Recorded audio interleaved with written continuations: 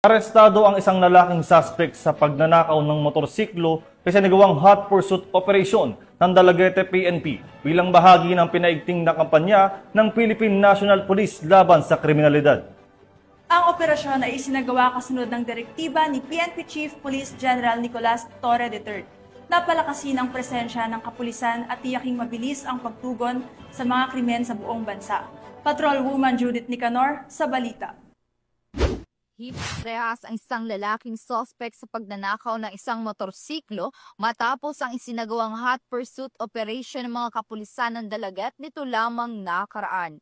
Kinilala ni Police Major Alejandro Pescante Batubalunos, hepe ng Dalaguete Municipal Police Station Cebu Police Provincial Office, ang suspect na si Jovan, 20 anyos at residente ng Barangay Balud, Dalaguete, Cebu, at ang biktima na si Sean Reed, 21 anyos, isang bagger sa Prince Warehouse, Dalaguete at residente ng Barangay Banhigan, Dalaguete, Cebu. Ayon sa ulat, dakong alas 7 Gs ng gabi ng personal na magtungo ang biktima sa himpilan upang i-report na nawawala ang kanyang sariling motorsiklo na kanyang iniwan sa parking area ng Dalaguete Municipal Hall. Agad din siyang nag-post sa social media para sa kaalaman ng publiko.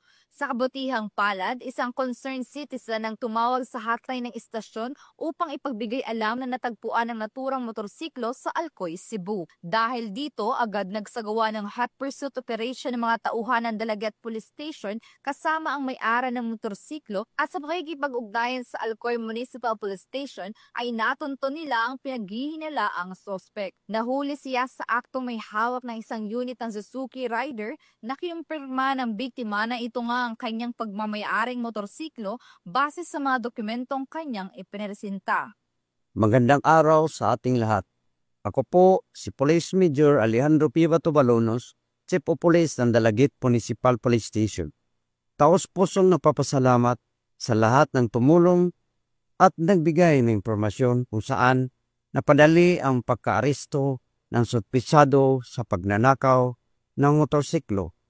Bilang inyong Chief of Police na ikupupong iparating sa publiko na maging alerto po tayo palala, lalo na po sa mga may-ari ng motorsiklo na huwag po ninyong kalimutan na ilak yung motorsiklo natin o huwag tayo mag-iwan ng ating mga sasakyan kung sa tingin nyo na hindi po safe ang lugar.